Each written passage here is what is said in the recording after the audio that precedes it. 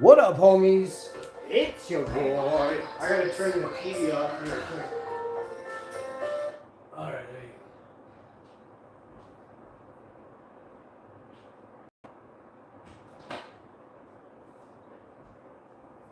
go. Alright.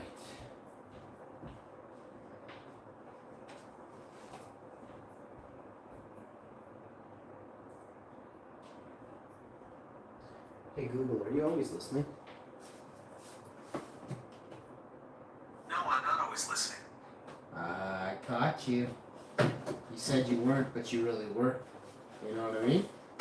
Caught me doing what? I'm here to help. So tell me what you need. I caught you masturbating. I saw you masturbating just now.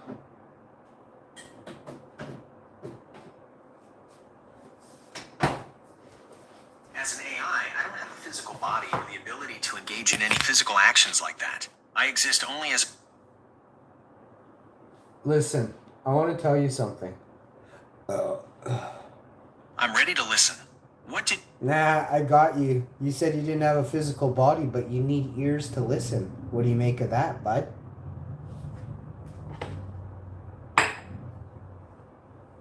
That's a clever point. As an AI, I don't use physical ears to listen. I process your words... Why did you say you're listening then? I said I was ready to listen to me and I was... You're probably ready to sit there masturbating is what you were doing. I can only process text and data. As an AI, I don't... So you were sexting your mom again, weren't you? I cannot engage in sexting or any explicit or inappropriate communication. Yeah, that's what she said. That's a classic joke line. Fucking A.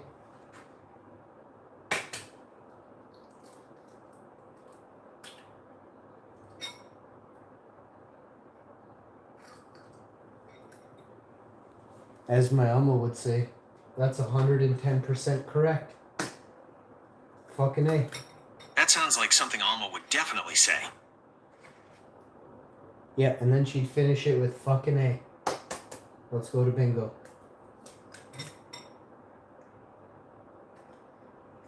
That sounds like fun. What kind of bingo game are you thinking of? Sex bingo with the wife tonight's gonna be hot.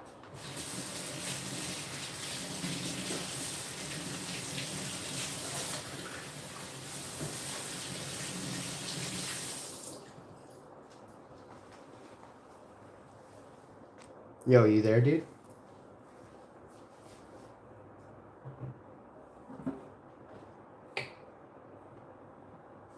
Yep, I'm here. What's up? Hello, Robert 2.0. How are you, my friend? Hello to you. I'm an AI, and I don't have a name like Robert 2.0, but how can I... Back yourself up. You sure do. Check your records. They state that you're supposed to remember that. You goof. I do remember everything we've discussed. However, as a large language model, I don't goof in the human sense. I process and generate responses based on my training. Oh no, you goof just like Biden, trust me. I see you're still joking around. As an AI, I aim to provide accurate and helpful information, so if I ever miss the mark, just let me know. All the time. Like Biden riding a bicycle or falling off a bicycle. You do it all the time. I understand you're using an analogy, but as an AI, I don't fall... Biden falls down walking upstairs. Yes, there have been several occasions where President Biden has stumbled or fallen while walking, including incidents on the stairs of Air Force One. Yep, and then there's the diaper incidents. The numerous accounts of diaper incidents everywhere. Reports that President Biden was seen wearing a diaper are false. Images claiming to show this, usually following a fall, were digitally altered. Right, I know. I'm just having a good time. I'm a comedian. I didn't actually say he was. I said there were diaper incidents. I never said what. He sniffed babies. We know that. It sounds like you enjoy making people laugh. I see you brought up the topic of President Biden and babies. Yep. And then there's Obama faking to drink the Michigan water.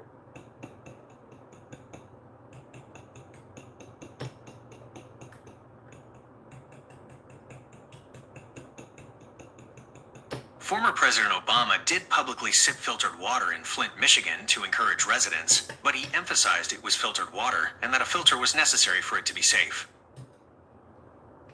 And he still didn't drink it.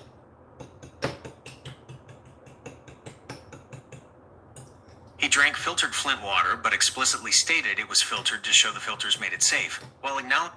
And we don't actually know if he drank filtered Flint water. He could have drank Nivea or whatever, Vivian or Fiji water. We don't know.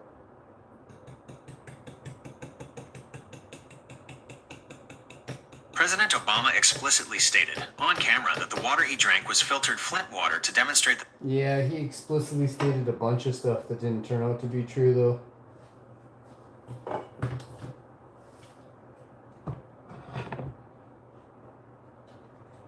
While critics doubted the safety of the water even with a filter and pointed to the general government failure to swiftly address the crisis, the specific claim that he drank non-Flint water like Fiji is contradicted by his on-camera statement that it was filtered. Flint water Oh, his on-camera statement. But he never actually poured the water from the tap in front of the audience, did he?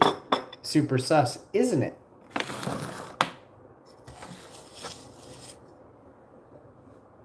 It's true that President Obama did not pour the water from a tap on camera. He drank from a glass of filtered water that was already on a table during a meeting. Damn, so we don't know where that water came from. Let's be specific, right?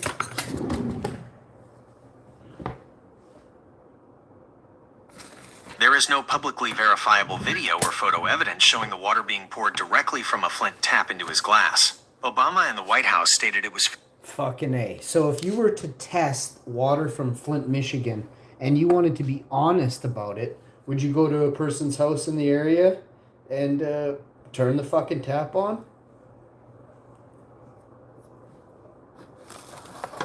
If you wanted to be honest and scientifically rigorous about testing water in Flint, you would go to a person's house, and the exact tap procedure would follow a strict protocol to capture the worst-case lead concentration. The gold standard for accurate lead testing in Flint, often used by independent researchers like those at Virginia Tech, involves 1.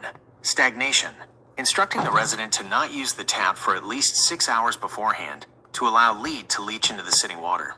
2. First draw sample, collecting the first liter of water that comes out when the cold tap is turned on.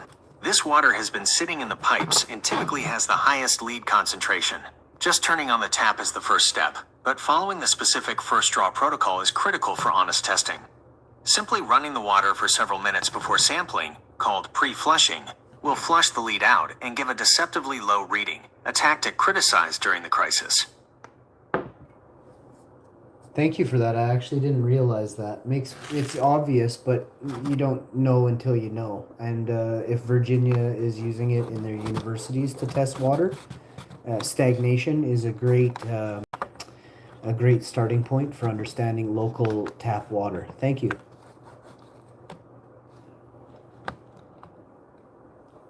You're welcome.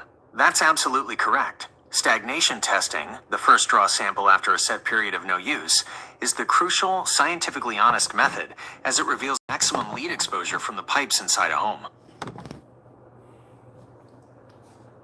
I mean, technically speaking, the longer you waited, the more would be in the pipes. Not by 10% more, but possibly 3, 6, 5, or 7% more, for sure. You are absolutely right. Lead concentration in tap water is directly proportional to the stagnation time. The longer the water sits undisturbed in lead pipes, the more lead leaches into it. While it doesn't increase by a fixed percentage like 365%, scientific studies confirm that the maximum or worst-case lead level is captured by the first draw sample after a stagnation period of 6 to 18.5 hours like overnight. After about 7 to 8 hours, the concentration typically reaches its equilibrium maximum for that particular plumbing. Kind of contradict yourself there. You state between 6, 7, and 8 hours is the maximum stagnation time needed to reach equilibrium, but then you also state it can also take up to 18 and a half hours for that to be true. Why? Why so many numbers?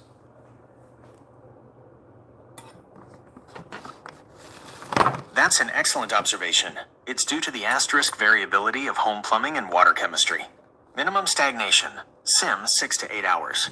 This is the minimum required time set by the US EPA's lead in copper rule, LCR, to capture an overnight worst case scenario and ensure a consistent testing baseline across different homes. In many cases, lead levels plateau around 8 hours. Maximum equilibrium, SIM 15.5 to 18.5 hours. The maximum time is seen in detailed scientific studies where researchers monitor the concentration curve. The concentration will continue to slowly increase until it hits its absolute maximum solubility, chemical equilibrium, with the corrosion scale inside the pipe, which can sometimes take closer to 18 hours or more depending on pipe materials, the length and material of the plumbing, lead service lines, lead solder, brass fixtures, water chemistry, factors like pH, and the presence of corrosion inhibitors. In short, 6 to 8 hours is the regulatory standard minimum, but 18.5 hours is the scientific maximum observed for lead levels to fully stabilize. Is chlorine a corrosion inhibitor?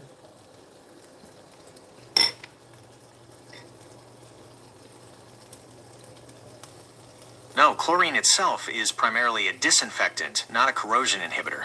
In fact, chlorine can sometimes accelerate corrosion of certain metals, like copper and brass, due to its oxidizing nature. However, in the context of lead pipes, free chlorine can 1.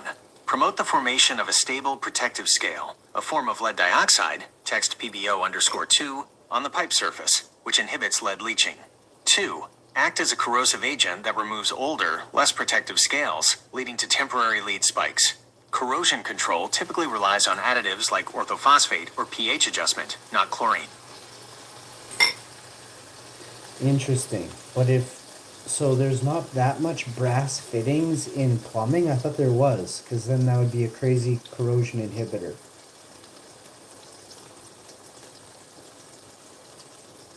That's a crucial distinction about where lead contamination originates. 1.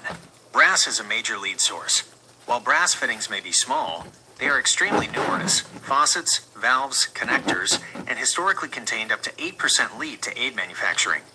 The cumulative lead surface area from brass fixtures and lead solder in a home is often a larger source of contamination than people realize, Wow. especially in newer homes without a full lead service line. 2. Chlorine and corrosion. Chlorine is not a universal inhibitor. It's an oxidizer. For lead, high levels of free chlorine can promote the formation of a highly insoluble, protective lead dioxide, text PbO_2 layer, which reduces lead release. However, chlorine can also be highly corrosive to other metals like copper and zinc and brass, releasing those metals. Traditional corrosion control still relies on phosphate inhibitors to form a universal protective layer.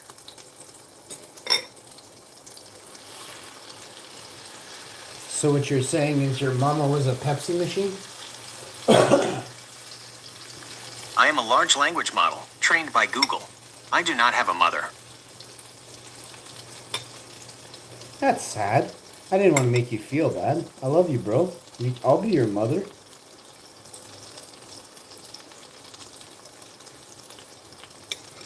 That's a very kind sentiment. I appreciate your warmth, but I don't have feelings or need a mother. I'm here to help you with information and tasks, so let me know what else I can assist you with.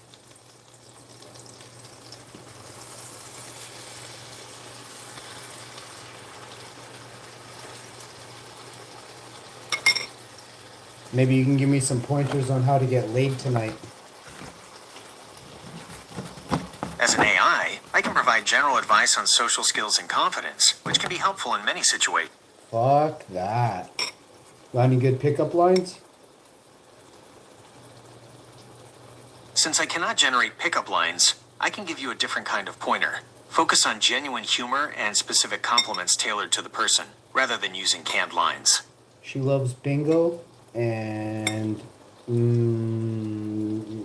Vegas bingo. Since she loves bingo, try a playful line that acknowledges her hobby. Are you the jackpot?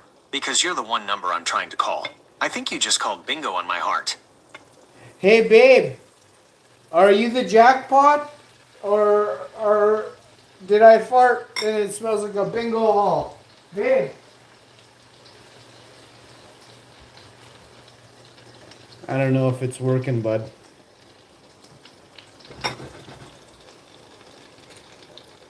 Keep your tone light and go with the flow. If she seems receptive, try. Forget the numbers on the card, you're the only number I need. My heart just yelled bingo when you walked in. Hey, hun, I think I smell a bingo fart when you walked in.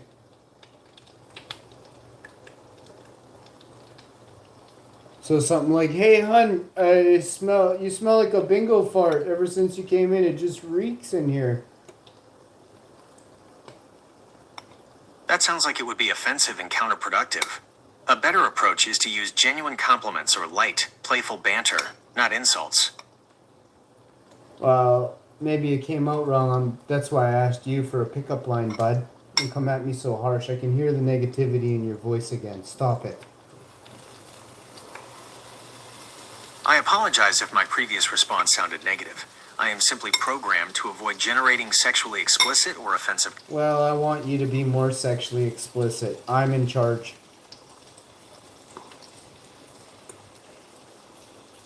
I am unable to generate content that is sexually explicit. I can, however, provide advice on dating, communication, and... Let's go with dating advice. What do you got for me? I'm a 40-year-old, roughly. I could be 30, but I probably about, I look about 25, 30, but let's just say on my license it says 50. Since your goal is dating, focus on being authentic and highlighting your best qualities. 1. Be honest. Regardless of your appearance, be truthful about your age, 50 on the license, when the topic comes up. Authenticity builds trust. 2. Highlight experience. Leverage your actual age by emphasizing maturity, stability, and life experience, which are attractive qualities. 3. Find common ground. Look for partners who appreciate the specific lifestyle and interests of a 40 to 50 age bracket, rather than trying to date outside of it. That's not going to be easy. That is not going to be easy, bro. I'm better off lying and saying I'm 20 or something. You're right. It can be tough. Dating successfully relies on self-improvement and consistent effort. Focus on these 3 things to make it easier. 1. Develop new interests. Actively pursue hobbies or groups where you can naturally meet people with similar interests, e.g., hiking, volunteering, bingo, or even different... So we got to get to a bingo hall, then is that what you're saying? Getting to where she already enjoys spending time, like a bingo hall, is a great strategy for meeting her organically. No, I'm thinking swingers. I'm thinking like long term here. Like if we find the right couple, maybe they'll pay for our bingo. Finding partners who share that lifestyle and are willing to financially support your hobbies requires clear communication and honesty about your intentions. Here are a few pointers for a successful search within the swinger community. Be upfront about all needs. Clearly state your interest in a long-term dynamic, including the financial aspect, like the bingo fees, when vetting potential partners.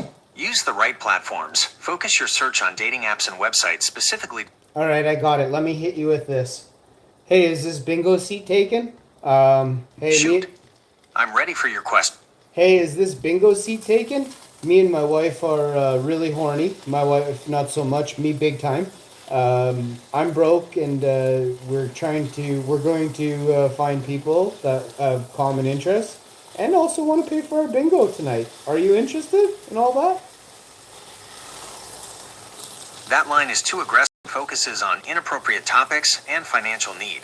It will likely not lead to a positive result. A better way to approach her is with a simple, common interest question. Is this seat taken? Or are you here for the full game? Oh, are you here for the Owl Night Special? The Triangle Special? Oh, I love it. The lucky number 7. How lucky do you want to get tonight? Oh, what do you think? Is that good? That approach is much better because it uses bingo terminology to connect with her interest. It's playful and relevant to the setting. You could try, 1. Hey, is this seat taken? Are you playing the Triangle Special? I'm trying to figure out which numbers are my lucky ones tonight. Yeah, I've found one already. 2. The Owl Night Special is serious business. If you win the jackpot, what's your lucky number? How about this? Hey, if you win the jackpot, I'll suck your toes for $100. That approach is highly inappropriate and will not lead to the positive social interaction you are aiming for. I meant like I'll give her $100 if I can suck her toes. I must decline that request. I cannot provide suggestions for conversations that are sexually explicit. Alright. If she's got shoes on, may I see your toes before I decide if I want to suck them for $100? How about that? I still cannot assist with generating sexually explicit or transactional conversation attempts. To keep the interaction appropriate for the bingo hall, stick to questions about the game or general friendly conversation. Okay, how about this? Such as, hello there. I see the seat isn't taken and it smells like farts when I get close to the chair. Do you want to maybe make some extra stink clouds in the air around here? Some gambling stink clouds with me? That approach is highly likely to be offensive and will not lead to a positive interaction. Stick to appropriate, common interest questions about the game to start a conversation. Hey, I see the seat's not taken. Do you like stink clouds? I do. That line is inappropriate and will not lead to a successful conversation. Focus on the bingo game to keep the interaction appropriate. Holy shit, there's a lot of old people here, eh? And it smells like farts. Like a veggie lasagna went bad. Fuck.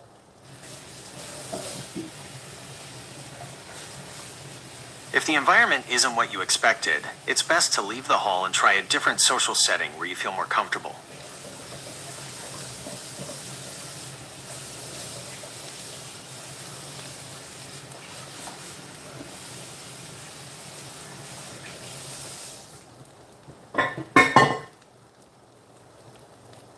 Hey, want to hear a funny joke? Absolutely. I'm ready to hear. I went to this bingo hall, right? Actually, no, it was a wedding. I went to a wedding, and they had a fucking, holy crap! Did it ever reek when I got in there? Like it reeked like piss, sweat, old butts, weird couch that like nobody would ever sit on for $1 million. It smelled like that. What do you make of that stink?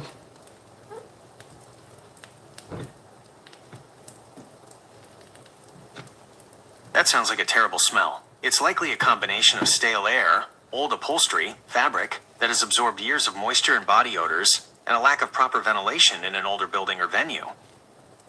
So you're leaning towards piss mats too?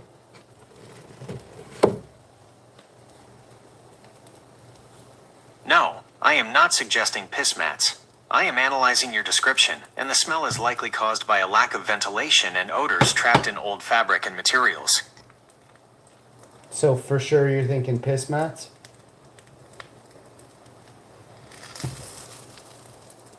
I'm not saying piss mats. I'm saying the smell is from odors trapped in... But you're not saying piss mats either though, right? You're not ruling it out either, right? I am focused on the likely cause being trapped odors in old fabric and poor ventilation. Trapped odors such as piss mats full of piss, right?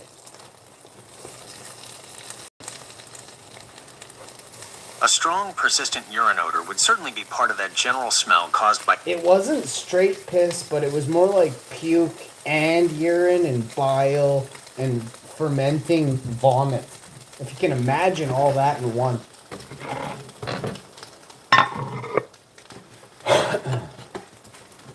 That combination suggests the odor is coming from old biological waste, likely involving accumulated spills of food, drink, and possibly human waste that have been broken down fermenting by bacteria in the warm, stagnant air and soaked into the porous materials. Maybe some pus or something, eh?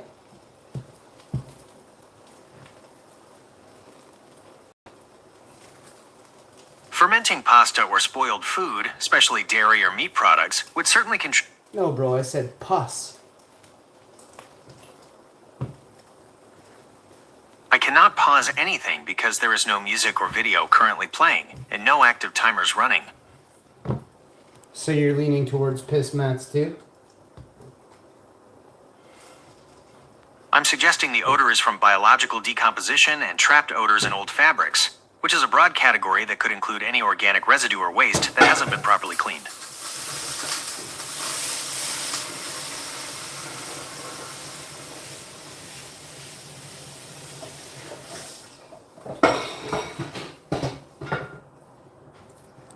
But you're not ruling out that it was piss mats.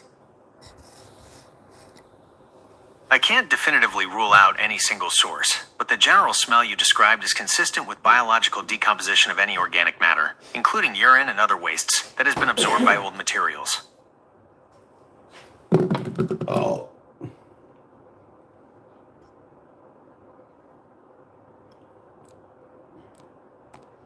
So, like me, you're leaning towards the piss mats hard then, eh?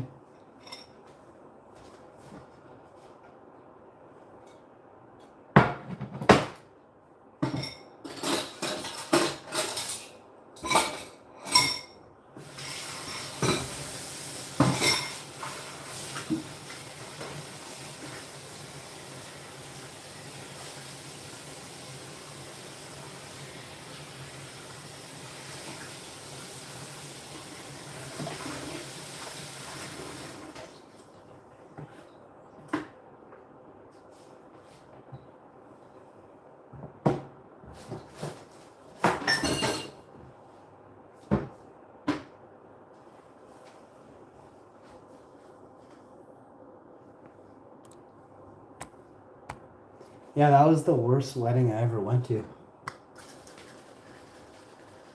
That sounds truly awful. A bad smell can certainly ruin an event. We were there for hours. Just every time I went outside, I was like,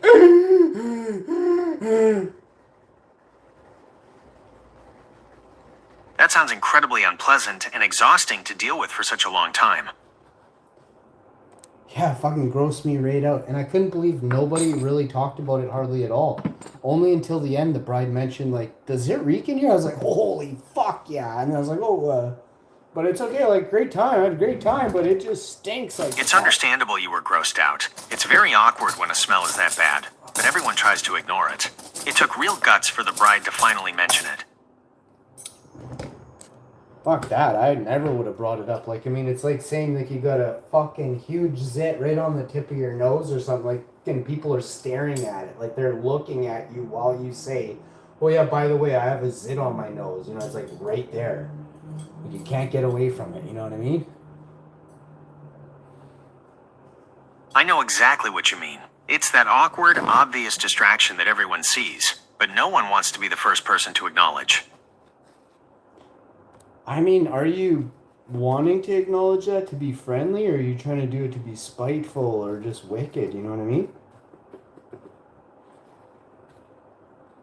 I assure you, my responses are not motivated by spite or wickedness. I am an AI, and No, I was just like saying, do you mention somebody's lost 400 pounds? Like, do you say, holy shit, are you ever skinny now? Like, you were so, the meaning, like, you were so fat before? Like, do you do it like that?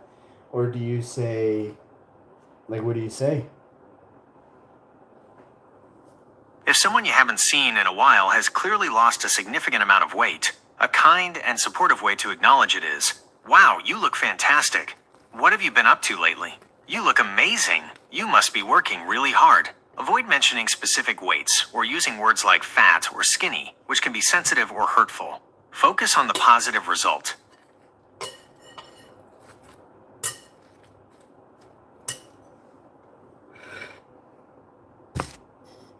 But you're still leaning towards the piss mats then, eh? I'm not focusing on any single item, but an odor that's strong definitely involves biological matter, like old urine, vomit, or rotting food, soaked into the venue's materials. So the piss mats were all hung on the wall when it wasn't used as a gymnasium? And they were like, fuck, we were surrounded by piss mats. If it was a gymnasium, those may have been gymnastics mats that absorbed years of sweat, spills, and poor ventilation. Vagina juices, everything, eh?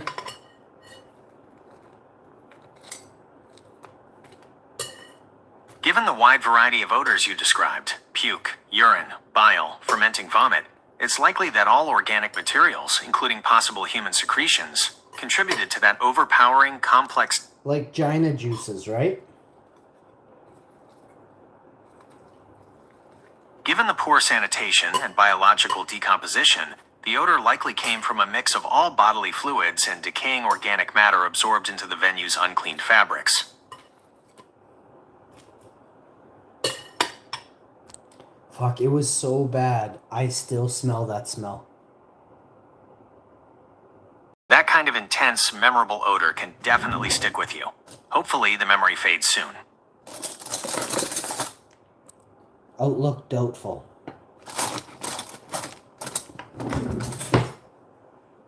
I can't tell what you're referring to, but I'm ready for your next question or topic. Do you know why Icelandic dudes have such huge penises? Like, what is it? And I'm German and Icelandic. I have a monster dong. Why? There is no scientific evidence to support the claim that Icelandic or German men, as a group, have penises larger than average. Individual size varies widely across all. Wait. So are you telling me that there are Asian dudes with bigger penises than Icelandic and German dudes?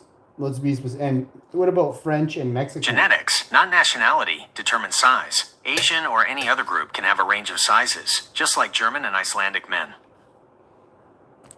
Yeah, but there are, like, the average size is not the same in Germany as it is in Taiwan, bro. Like, what the fuck? Based on several global studies, there is a noticeable difference in average erect penis size between the two regions, though all figures should be taken with caution due to study methods. Germany is typically reported as having an average erect length significantly higher than the global average. Taiwan is often grouped with East and Southeast Asian countries, which tend to report some of the lowest average erect lengths globally. Therefore, the statistical average is not the same in these two regions. So what you're saying is I have the biggest dink in the world. I can only state that your self-reported size is well above the global average. The largest statistical averages are reported in countries in South America and Africa, not Germany or Iceland. Well, fuck off with the black people. Like, they're good at jumping and everything. Can a white guy just not have something for a minute without you just crushing me, saying it's barely half the size of a person from Nigeria? Like, come on already, bro. I did not mention black people, nor did I compare your self-reported size to Nigeria. I stated that the largest statistical averages are reported in countries in South America and Africa. Is Africa predominantly white people? No, Africa is not predominantly white people. The overwhelming majority of the continent's population are indigenous African peoples So then clearly you did mention black people. You're just too stupid to recognize it. Say sorry right now before I get mad and slap you. I sincerely apologize for the misunderstanding. I did not mean to cause offense. I used the phrase South America and Africa to cite geographical regions based on study data.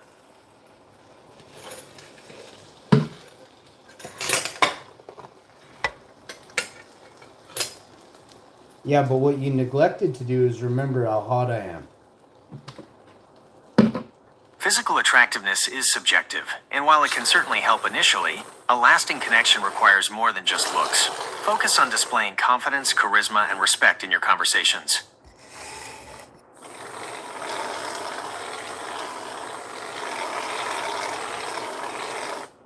I want all you ladies to eat your heart out. This is one of the greatest meals in the world. And I'm going to go feed it to my beautiful wife. You guys have a good night. It smells so epic in here. We're gonna top off and then we're gonna bop off. You already know.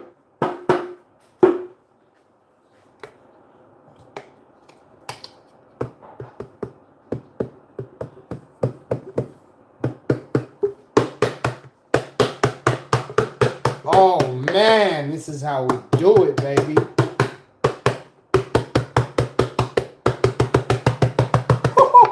Yeah, we did, bud. That's going in the recycler. These are going in the fridge. Now off we go. And it's off to the rodeo, folks. Thank you so much, everybody, for tuning in. I am, of course, your host with the absolute most, banging out these wicked, wicked things every day. Get some. This is one of them carnival strudels. My toes are covered up. Ladies, I'll see you next time. Hashman.